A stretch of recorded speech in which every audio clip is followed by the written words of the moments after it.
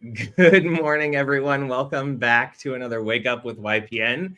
I'm Jonathan Fell, Vice Chair of your Iowa City Young Professionals Network. With us today is Sarah Thompson, Director of Rural Development at Greater Iowa City, Inc. And Sarah's here to tell us more about the recent grant that they launched, as well as some other fun initiatives meant to boost the identities of rural communities around the Iowa City metro area. Before we begin, I want to encourage you to ask questions as you watch. So if you have a question, as always, submit it when you have it. If it's pertinent to what we're chatting about right away, it might get popped in as we're talking, but otherwise we'll hold them till the end. Definitely wanted to encourage anyone who's watching to do that. And finally, thank you to our sponsor this morning, Residential Mortgage Network, RMN, for sponsoring this morning's conversation with Sarah. So Sarah, to start out, why don't you introduce us a little bit to who you are, maybe tell us a little bit about your position with Greater IC and how you landed there. Fantastic.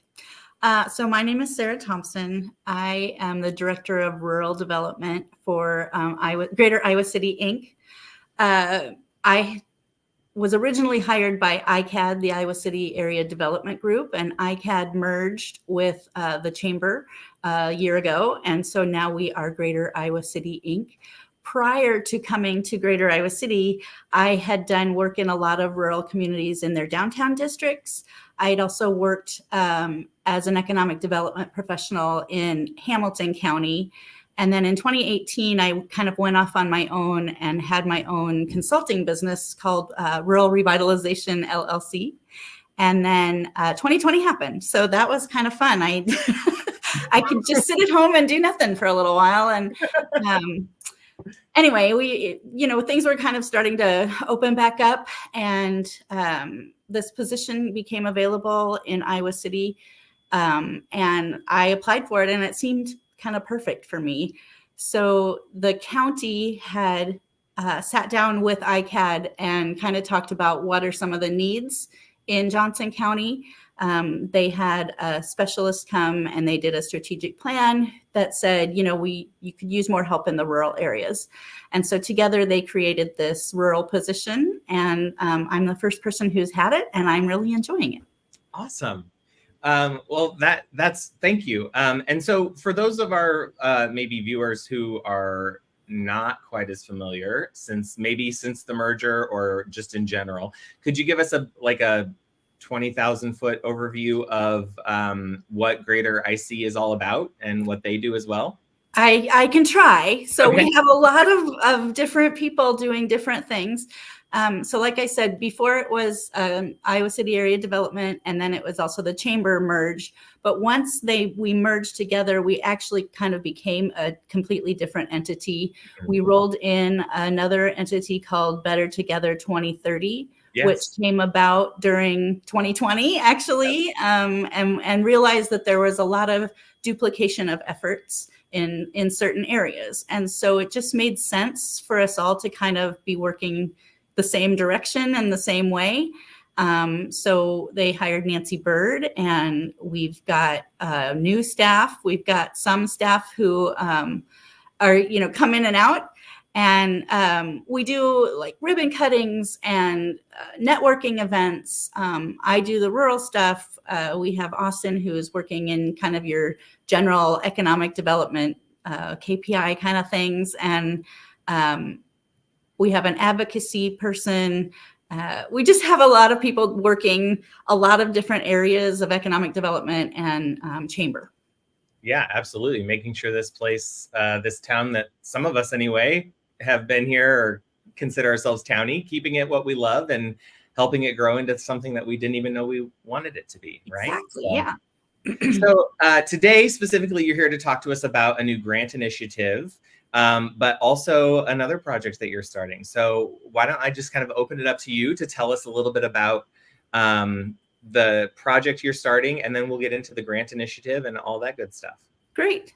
So when they created this position, there were certain things that they really wanted to see happen. One of them was agritourism. We have several rural businesses in Johnson County and even in surrounding counties that have really great rural businesses. I'm thinking of places like Walker Homestead and Cedar Ridge and Wilson's Apple Orchard. And there's a new lavender farm outside of Oxford. And then lots of little you pick berry places or, stores like that. And then also businesses that support those. So like Big Grove will buy local produce and buy local meat, and other entities also do that. And so there was a real need to kind of collaborate. And so I've been working with a group of businesses. We're always looking for other rural businesses. So if anybody wants to join, just let me know. But we're going to work together to market the region. Someone has said we want to be the Napa Valley of farm to table food and drink and fun. Okay. So, that's not a small job. No. But there are really great businesses and we're just getting started. And so while we were doing that, one of the things we needed to do was create a brand. Yeah. And so that kind of led into the grant initiative that's coming that we'll be talking about next. But then it was also, my position was to work with the communities, find out what their needs were, find out how we could help. Are they looking to grow? Are they looking to fix their buildings? What is it that they need? And so I spend my time in the communities. I spend my time in those businesses. Awesome. Very cool. I'm going to pull a comment in here because I think it's important as we move forward to make sure everybody's on the same page. What is agritourism? Oh, sure. Yeah. I guess I should probably elaborate. So agritourism is kind of any experience you would get on a farm or out in the country. So a restaurant out in the country, an Airbnb out in the country, goat yoga is coming to Coralville, right? This is kind of agriculture, but also tourism, right? You come to enjoy an experience. You're not going to go to a typical hog farm or, someone who just raises corn and beans. You want to go someplace like the lavender farm or Wilson's Apple Orchard or, the places like that. So it incorporates tourism with agriculture, which we have plenty of in Iowa. Absolutely. And actually I had some friends that went and stayed at that lavender farm at their Airbnb, and they just loved it. They had a great time. So and it smells great. Yeah. And their pictures are, of course, very lovely also. So, okay. So tell us about the grant initiative. That's kind of why we are here today. Yeah. And so jump in. Tell us what that's all about. Sure. So when I worked in Hamilton County, I also worked with a group of people from different towns. And we went through a branding process then, and it really kind of helped each town decide kind of who they were or who they felt like they were, and then representing that out. And so when I came here, I noticed that a lot of the communities don't have a brand, or if they do, you're not aware of it. Sure. And a lot of times what branding does is it helps the community think about who are we and what do we want to portray to everybody else? Because a lot of times a community, you'll hear about it from someone who doesn't live there, right? Or even the people who live there will say, well, I don't know, we're blah, blah, blah, blah, blah. But if you sit down and do a branding exercise and you figure out who are we as a town and what do we represent and what do we kind of think is cool about ourselves, we want that to be what's out there for everybody to see. It also helps the community kind of come together. Sometimes after you choose a brand, then you have a rollout with maybe an event or, new banners in town or a sign or some way to show off that new brand. And so it's really a building experience for the communities as well. They can kind of have some civic pride and show off what they've created. That's awesome.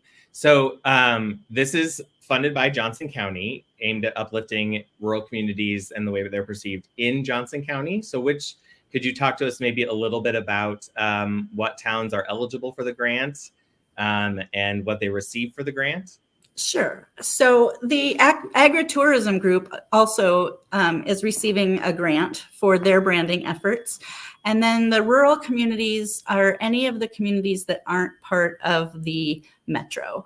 So Tiffin and Coralville and North Liberty and Iowa City are now kind of all considered the metro in Johnson County.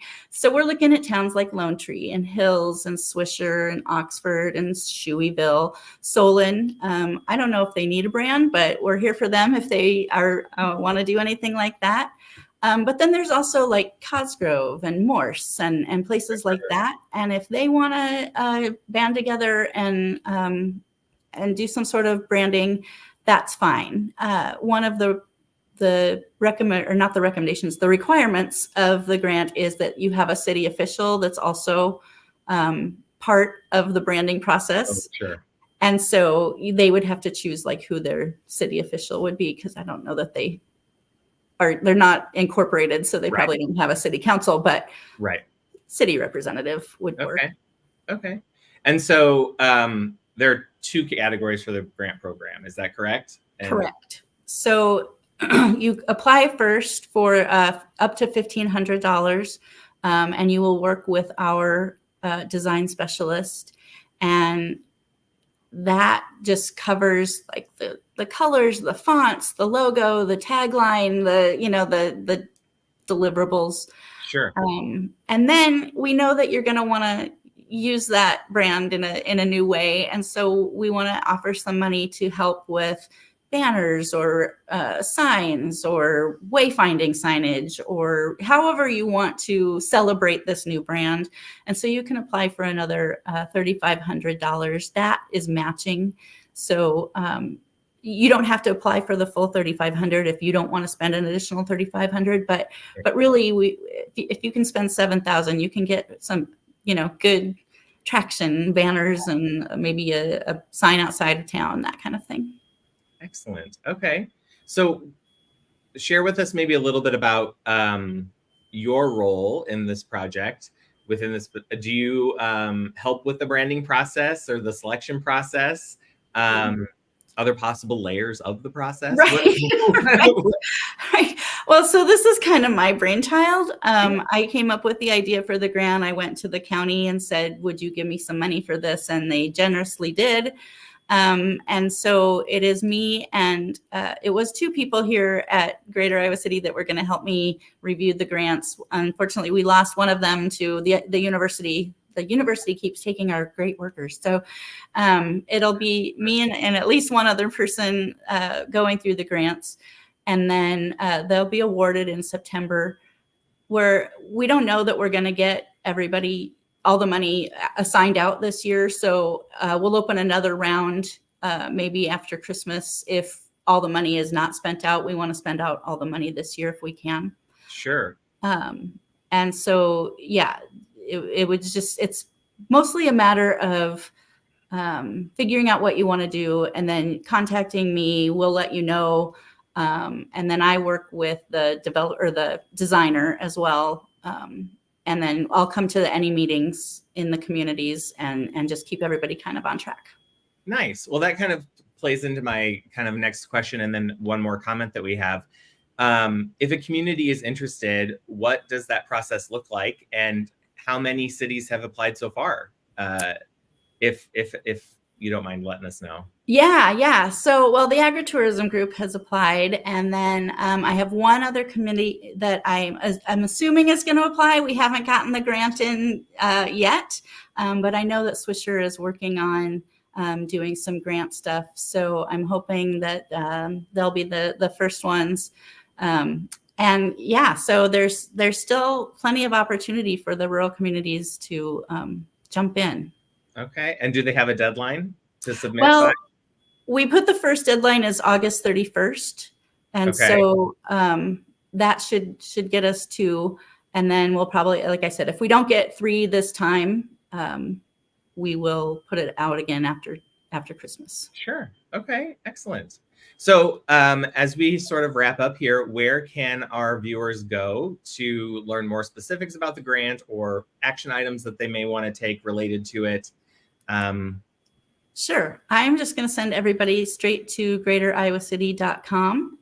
While you're there, you can check out what everybody does here at Greater Iowa City, but there's also a rural development page where you can find all of the stuff that I work on.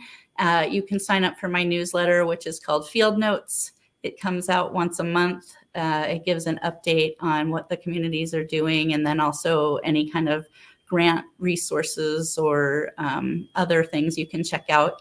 Sometimes we have initiatives from the county in there too, so that people are aware. Excellent. And we will, for all of our folks watching, we will put that link in the comments after we're done here today, but pretty easy to find also.